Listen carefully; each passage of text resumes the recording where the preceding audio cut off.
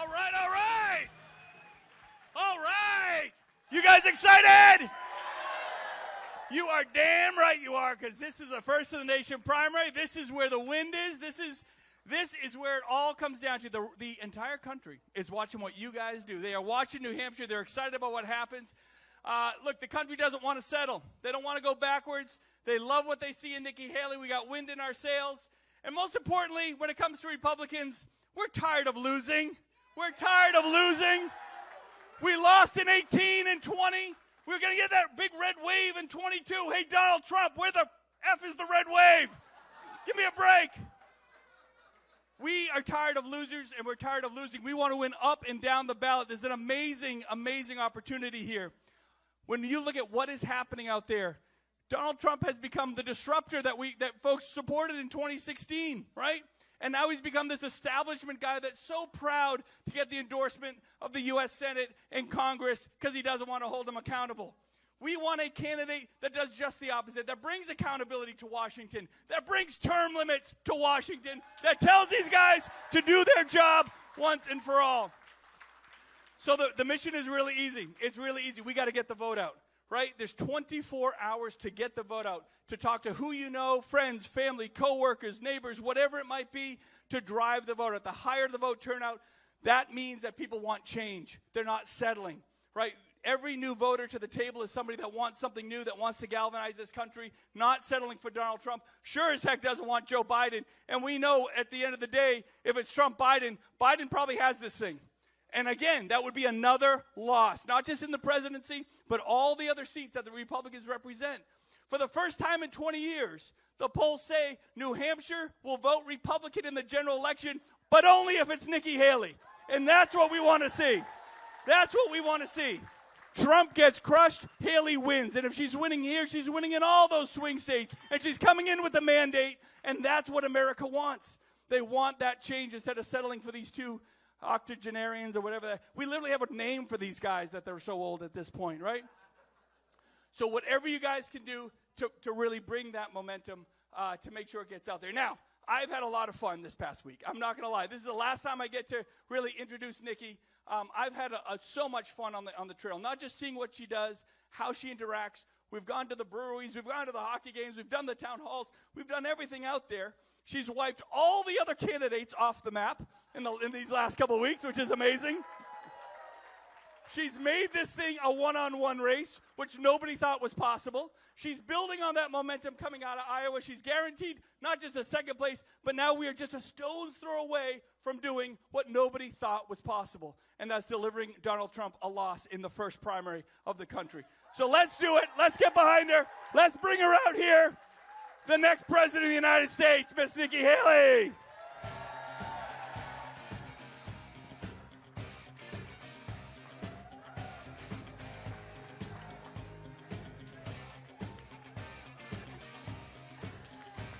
Oh, thank you. What a crowd, what a crowd. This is awesome. And you know, there's a whole nother overflow room. I think we've got 700 or 800 people here tonight, and we're so excited to see you. Happy pre-election day. This is what we have been waiting for. I have been campaigning for almost a year now, touching every hand, answering every question, being the last person to leave. But I got to tell you this.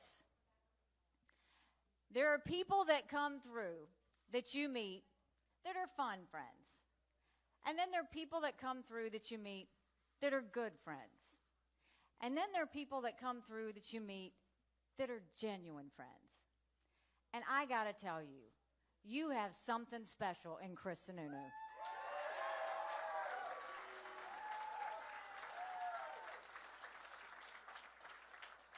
From the very beginning, before he even endorsed me, the number one thing he wanted was to move our country forward. He told us that. He told the candidates that. He said, I want us to go in a new direction. I want to get the country back on track. And he meant it.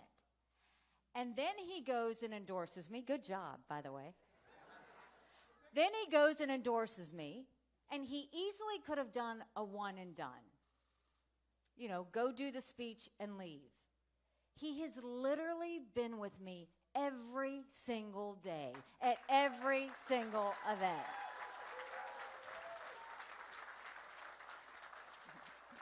You're going to get to sleep soon enough. We got a little bit more to go. And not only that, he's the coolest governor in America. I mean, he truly is. So we're excited. We are down to the election day is tomorrow. I'm excited because it's go time.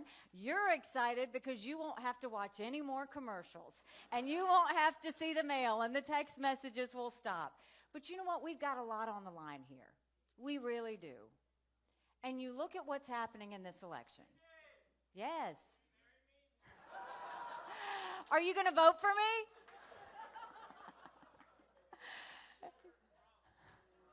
Oh, get out of here. So, you know, the one thing that has been interesting in this race is you run through, we had 13 candidates, right? 13 good people all wanted to go and do something right by the country, but one by one, you saw them leave. And now we have a two-person race.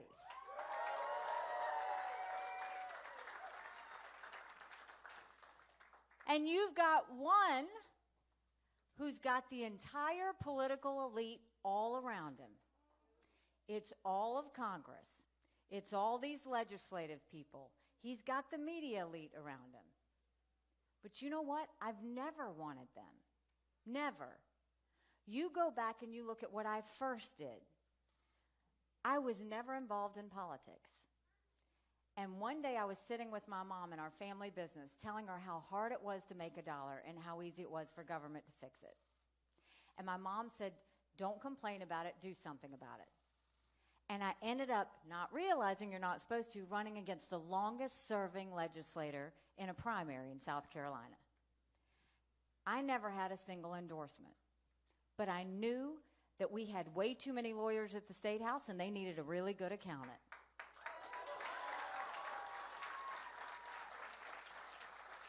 And the people took a chance on me.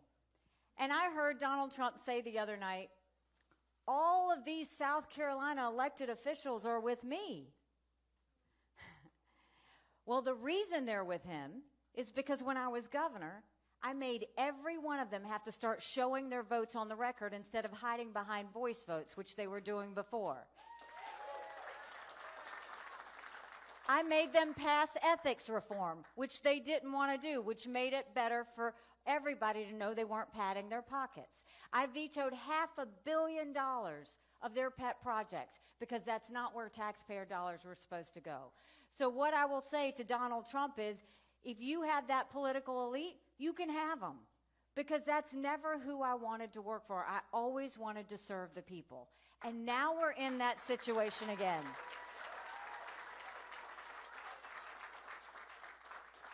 You look at D.C., and it's not working for us anymore. I don't know when it started working for us. Do you know Congress has one job,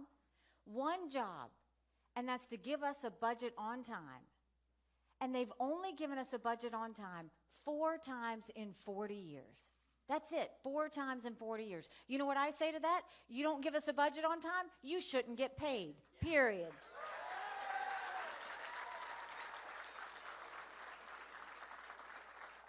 You know what we've also said? You're not going to see some congressional people get around me, because I think we need to have term limits in Washington, D.C. I think we need to have mental competency tests for anyone over the age of 75. And let me say this, I'm not being disrespectful when I say that. We all know people above the age of 75 that can run circles around us. And then we know Joe Biden. These are people making decisions on our national security. These are people making decisions on the future of our economy. Congress has become the most privileged nursing home in the country. We can't have that anymore. We've got to start getting our budget back on track. We are $34 trillion in debt. We're having to borrow money just to make our interest payments. China owns some of that debt. And I would love to tell you that Biden did that to us. But I've always spoken in hard truths, and I'll do that with you today. Our Republicans did that to us too. We saw it when they passed that $2.2 trillion COVID stimulus bill with no accountability. They expanded welfare that now gives us 80 million Americans on Medicaid, 42 million Americans on food stamps. That's a third of our country. And Republicans and Democrats have been spending like drunken sailors ever since. We have got to stop doing that. So the way we'll deal with it is we're going to start clawing back the $100 billion of unspent COVID dollars that are still out there. Instead of 87,000 IRS agents going after middle America, let's go after the hundreds of billions of dollars of COVID fraud. 1 out of every $7 was spent fraudulently. If 8% of our budget is interest, quit borrowing. Cut up the credit cards. You have to balance a budget every day. I had to balance a budget as governor. Why is Congress the only group that refuses to balance a budget? We'll stop the spending, we'll stop the borrowing, we'll eliminate the pet projects, and I will veto any spending bill that doesn't take us back to pre-COVID levels. That will save us trillions. The second thing we'll do is we're going to reduce the size of the federal government. We're going to take as many federal programs as we can and send them down to the state level.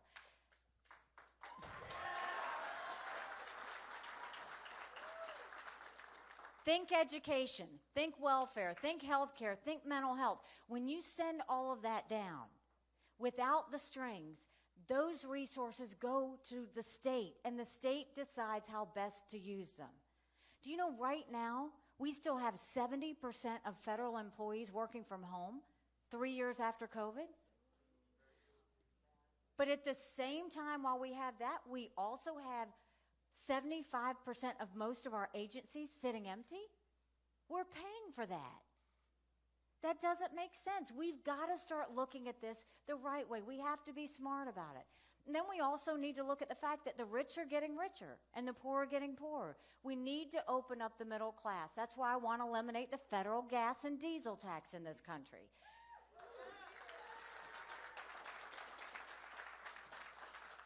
Let's cut taxes on the middle class and simplify the brackets. And let's make small business tax cuts permanent.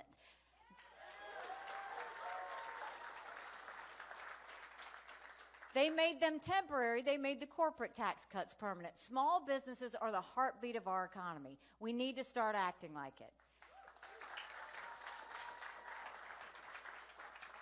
And for all you parents out there, we have got to get our kids reading again.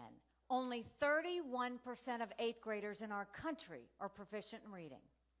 Only 27% of 8th graders are proficient in math. If we don't do something quick, we're going to be in a world of hurt. That's why we need to make sure that instead of pushing kids forward, we hold them back. We bring in their parents. We do reading remediation, and we set them up for success. We have got to get our kids reading again.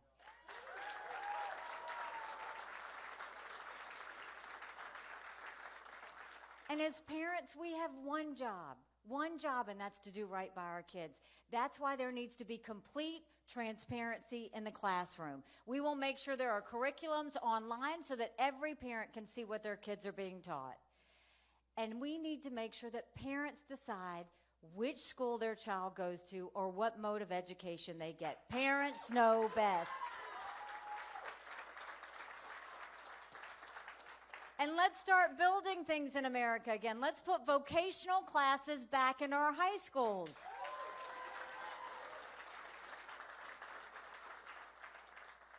And when it comes to the border, it doesn't even look like the United States of America anymore. Regardless of what Donald Trump says, that I don't want to secure the border. When I was governor, I passed the toughest illegal immigration law in the country.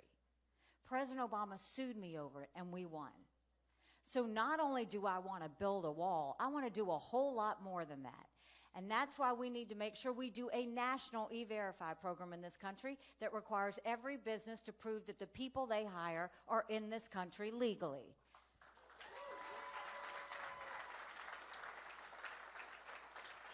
We want to defund sanctuary cities once and for all. No more safe havens in America. We want to put 25,000 Border Patrol and ICE agents on the ground and let them do their job. We'll go back to the Remain in Mexico policy so that no one steps foot on U.S. soil to begin with. And instead of catch and release, we'll go to catch and deport. That's how we'll start taking care of the border.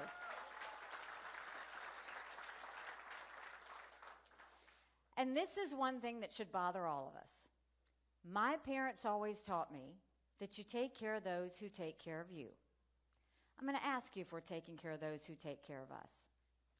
Right now in America, over 35,000 of our veterans are homeless.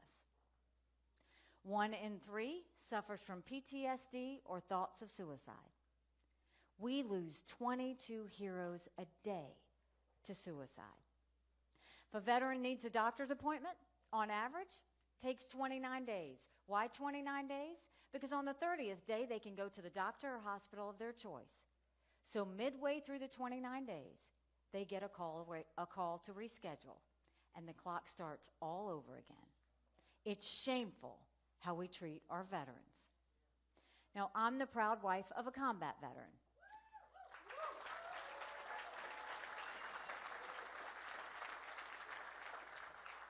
He served in Afghanistan, and when he came home to us, that was a lot of prayers answered. But that was the easy part. When we got home, life got hard. Michael couldn't hear loud noises. He couldn't be in crowds. Life had passed him by for the year that he was gone, and the transition was tough. We can't just love our men and women when they're gone. We got to love them when they come back home, too.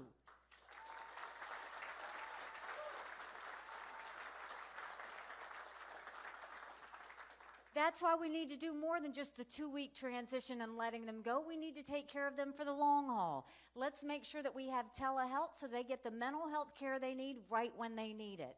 Let's make sure they can go to the doctor or hospital of their choice. They have earned that right.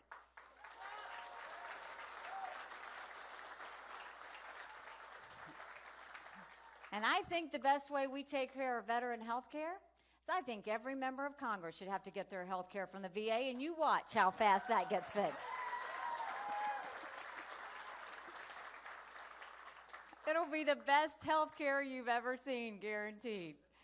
And there were 2 things when I was at the United Nations that Russia, China, and Iran never wanted us to have. They never wanted us to have a strong military, and they never wanted us to be energy independent. We won't just be energy independent, we'll be energy dominant. We will make sure we get the EPA out of the way. Right now they care more about sagebrush lizards than they do about whether we can afford our utility bill. We'll speed up our permitting. We'll get our pipelines moving, including the Keystone Pipeline. We'll export as much liquefied natural gas as we can. We'll do nuclear power. We'll do all of the above energy approach, and we will make sure we don't just do enough to keep America going. We'll make sure that we turn it into an economic powerhouse that will reduce inflation and that will build up our economy. But more than that, I see that we have a lot of young people in the room.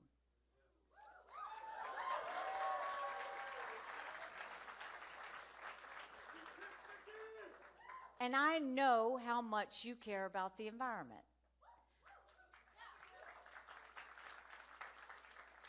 But I want to say this to you. We all care about the environment too. We all want clean air. We all want clean water. We all want a world that we can pass down to our kids and our grandkids. But the way you do that is not with extremes. You do it in a way that you can bring common sense and transition. The first thing we need to do is call out India and China for being the big polluters that they are and hold them accountable.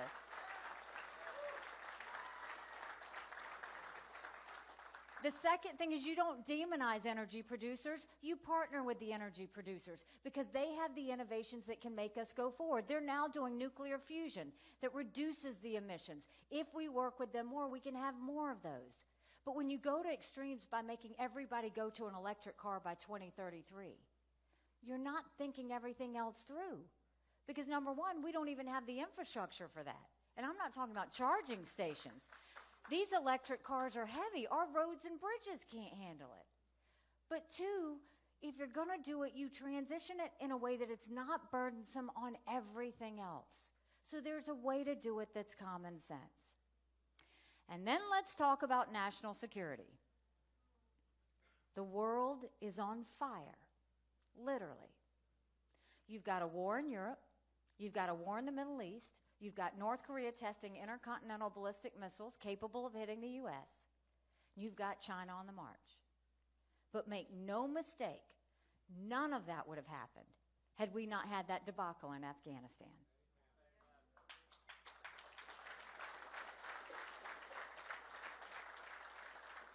The idea that my husband and his military brothers and sisters who served there had to watch us leave Bagram Air Force Base in the middle of the night without telling our allies who stood shoulder to shoulder with us for decades because we asked them to be there.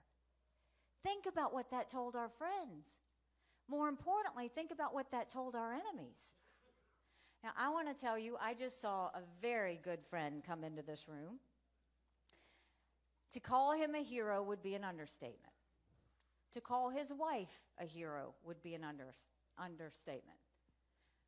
Because this man, who's a good, strong patriot, didn't just serve in Afghanistan once.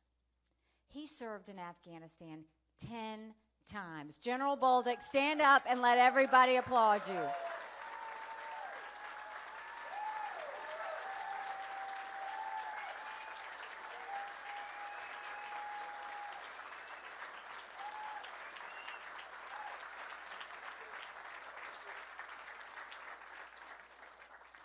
The General and Sharon were the first ones to come out and endorse me. The first ones to say that we want to help you. We want to do something about it. He's as conservative as they get. And then you have Chris Sununu, who's a moderate. But the point is, we've got everybody. And we've got the real people who love America. That's what we're trying to do. But I am forever grateful to both of you for your friendship, your support, and everything you've done along the way. Thank you.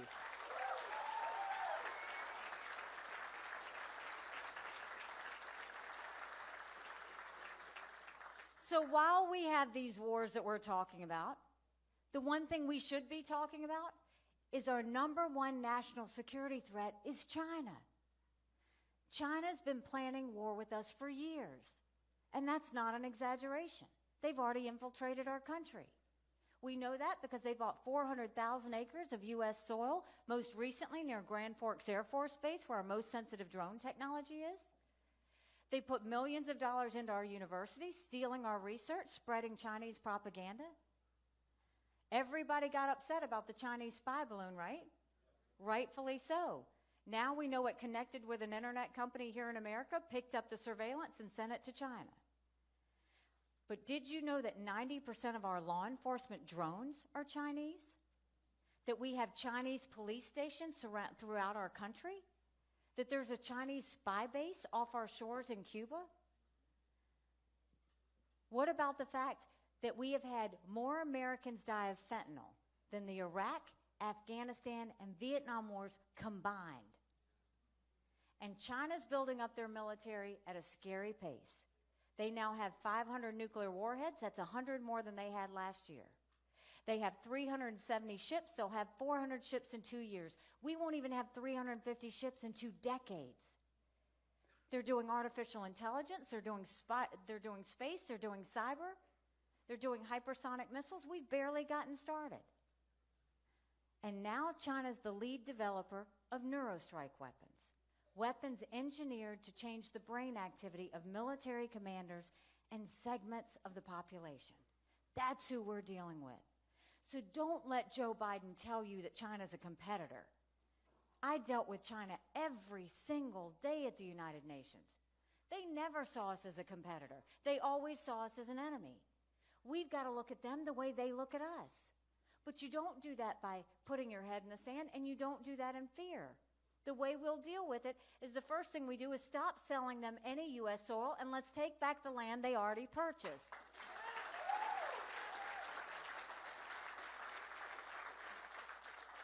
We'll go to our universities and we'll say, you either take foreign money or you take American money, but the days of taking both are over. We get that foreign intrusion out of our schools.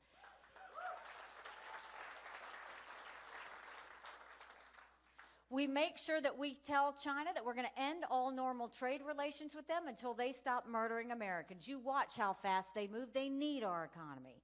And then we build up our military so that it's strong. Strong militaries don't start wars. Strong militaries prevent wars.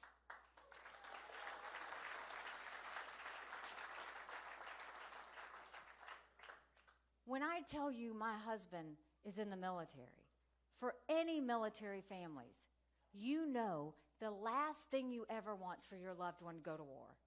Our job is to prevent war. Our job is national security. Our job is to protect Americans. And you don't do that by throwing more money at the Department of Defense. You actually clean it up.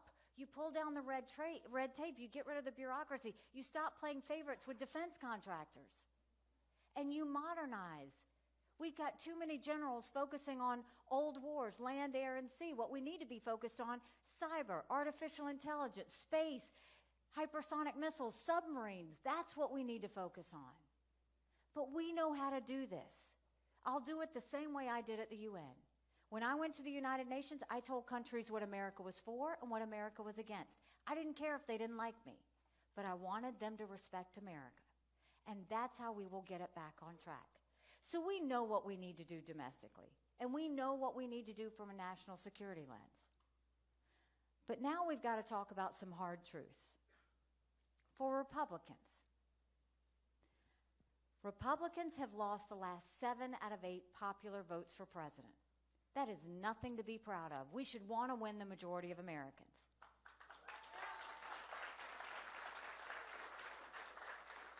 But the only way we're going to do that is if we elect a new generational conservative leader. That's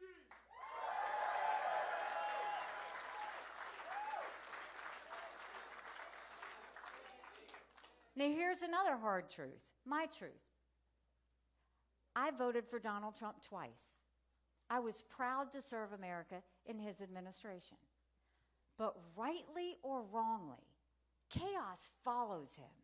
You know I'm right. Chaos follows him.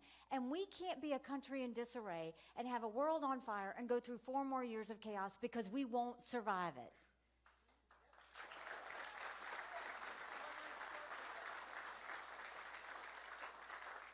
And we also want someone who can win in November. You look at any of these general election polls, any of them. Trump and Biden, it's a dead heat. It's going to be a nail-biter of an election. We don't know what's going to happen. But we're scared of that it'll be 2018, 2020, 2022 all over again. I'm in every one of those same general election polls. And I defeat Biden by up to 17 points.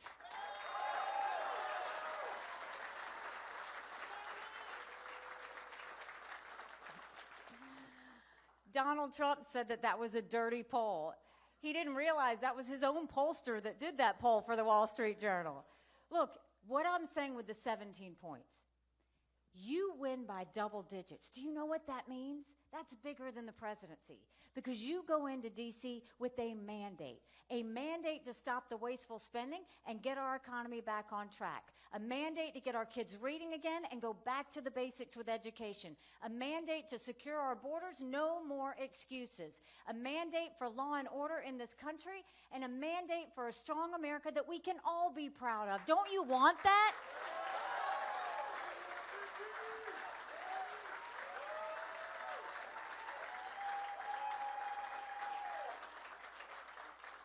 Because we could have that. But in order to do that, it's going to take a lot of courage. Courage from everyone in this room and in the overflow room.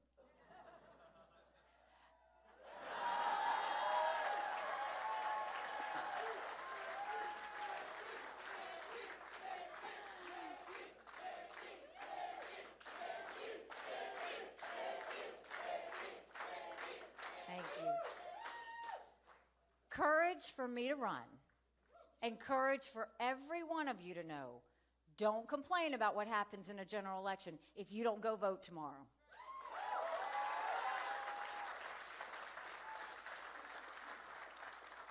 Now, I have seen the commercials that you have seen, and I have seen the mail that you have gotten.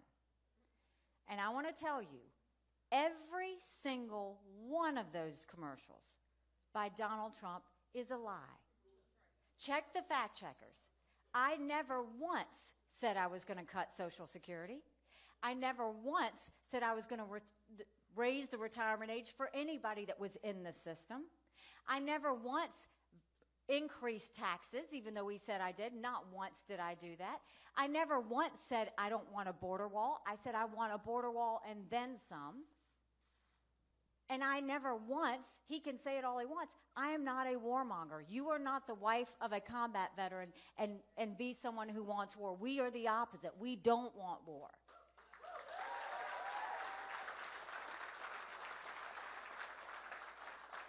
But I'll say this, if you've got to lie to win, you don't deserve to win. It's that simple.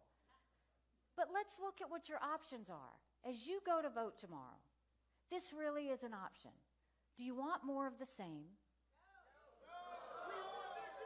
Or do you want to go forward? 70% of Americans have said they don't want a Trump-Biden rematch. The majority of Americans disapprove of both Biden and Trump.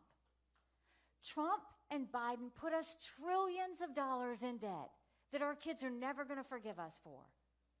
Everybody talks about what a good economy we had under Trump. We did. But at what cost? He put us $8 trillion in debt in just 4 years. That's not how you fix an economy. You don't run up the credit card to do it. And then are we really going to say that we're okay with having our options be two 80-year-olds that run for president? I'm not being disrespectful. I'm saying we need somebody with 8 years. They can't do that. We need Russia, China, and Iran to be on their heels. They need to know that somebody's at the top of their game. So we have these options. The reason this matters to me is because 6 months ago, I dropped my husband off at 4 a.m. for another year-long deployment. And I watched him and 230 soldiers pick up their 2 duffel bags of belongings to go to a country they'd never been, all in the name of protecting America.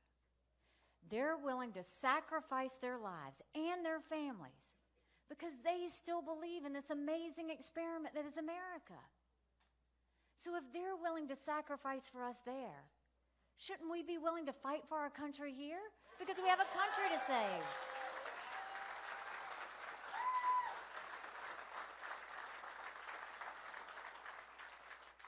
We have a country to save, and we have the opportunity to save her. You know, someone asked me why I was running. And I said, you know, my parents came here 50 years ago to an America that was strong and proud and full of opportunities. I want them to know that country again. I'm doing this for my husband, Michael, and his military brothers and sisters. I want them to know their sacrifice matters. I want them to know that we love our country. I'm doing this for my daughter, who's here today, and my son-in-law. And when they got married, I saw how hard it was for them to buy a home. The average home buyer in America now is 49 years old. The American dream's leaving them. And I'm doing this for my son, who's a senior in college, and I am tired of watching him struggle to write papers of things he doesn't believe in just to get an A. That's not us. That's not America.